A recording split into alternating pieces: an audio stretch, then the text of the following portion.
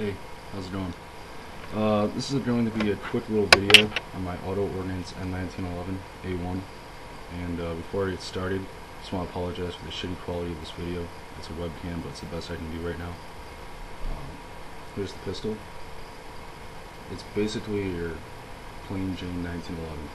It's very closely, the specs are very similar to like the original vintage 1911s. Okay, it's made by Auto Ordnance, and I guess what you could say is you can most closely compare it to Springfield Armory GI model or Rock Island Armory. However, what I like about this pistol, and what ultimately made me go with Auto Ordnance as opposed to those companies, is unlike Springfield Armory or Rock Island Armory, this is 100% made in the USA. Okay, I know for some people it doesn't really matter, and that's fine. I'm sure the 1911s that are made in Brazil or in the Philippines are, pretty good. So, and I've seen them.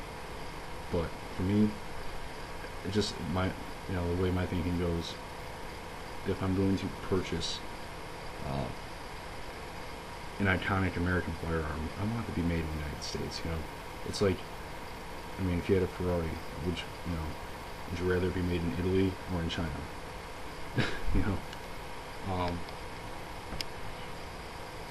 One thing that is specific on the Auto Ordnance brand of 1911 is that it comes with a Colt Series 80 firing pin safety. Yeah, I agree, it's kind of unnecessary, but it doesn't bother me all that much. Now, like I said, this isn't a video about the 1911s because there's so much information on 1911s just on YouTube, and you can easily find it. Okay, it's a very popular pistol. It has been for a very long time, and for good reason. This is more, this video is mostly about just showing you that, hey, there's a company out there, Auto Ordnance, that makes these in America, and they are competitively priced. This is a $500 gun, by the way, so it's on average about $100 cheaper than a Springfield Armory, and it's just as good in my opinion. I've had this pistol for about a year now. I've put about 1,000 rounds through it, and I absolutely love it. Okay, it is the most accurate pistol I've ever fired.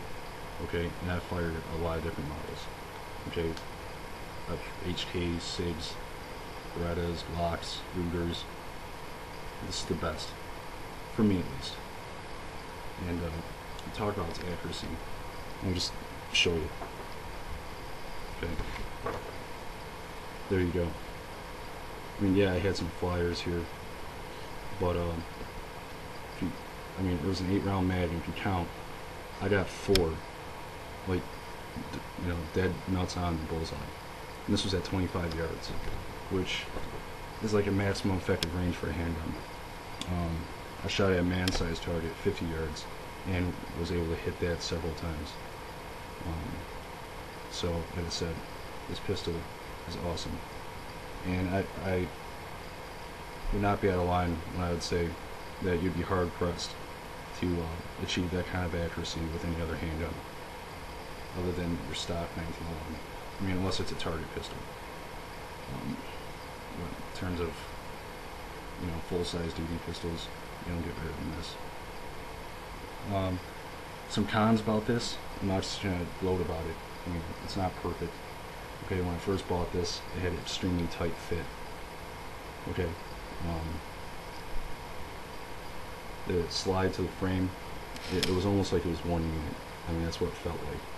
And the recoil spring was very stiff, and that caused me to have some minor issues with stovepiping. I did a stovepipe every 100 to 125 rounds. However, that problem has long since worked itself out. Once I got out to about 500 rounds, it went away. it stopped stovepiping.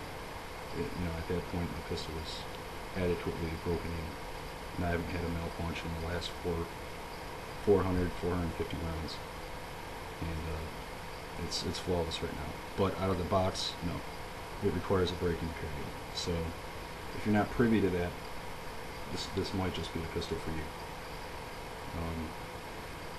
But like I said, it's awesome. Like I said, very accurate. You know, even though it has shitty sights, this pistol's a tack hammer. You know, that being said, I mean, having all that been said, I don't know why 1911s are made with such tight tolerances to start off with. I don't know if it's just Auto Ordnance or they're all like that. I mean, my guess would be is that a lot of people have this notion that if a 1911 is loose, that it's a bad quality design, and well, not design, but bad quality pistol, or bad quality manufacturing, and that it won't be accurate. And I find that simply to be, well, bullshit. Okay, some of the best shooting 1911s are the vintage 1911s that have been used extensively for decades. Okay, and they're still tack hammers, because when it comes down to accuracy, it's all about the shooter, and it's all about how well the barrel locks up with the slide. Okay, and having a nice trigger helps, which this pistol has a very nice trigger. I was surprised. You know, for a low-end 1911, you know, I expected them to cut corners, but they didn't cut any corners, at least not on, you know, at least not where it counted. So yeah, I mean, my overall take on this handgun, excellent. Auto Ordnance. I know they're not, you know, they're not real popular, you know, the Auto Ordnance brand, but give them a try. Okay. They had a real bad rep in the 80s.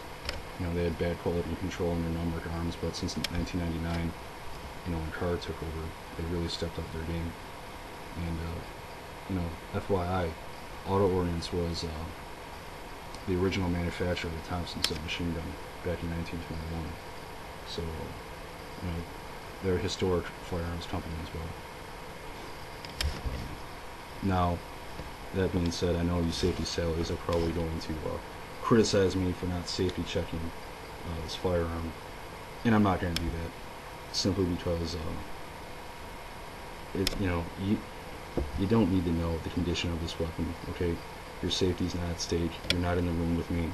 I'm the only one here handling this firearm, and I don't need to prove my competency to you. Okay. Now that being said, check this out.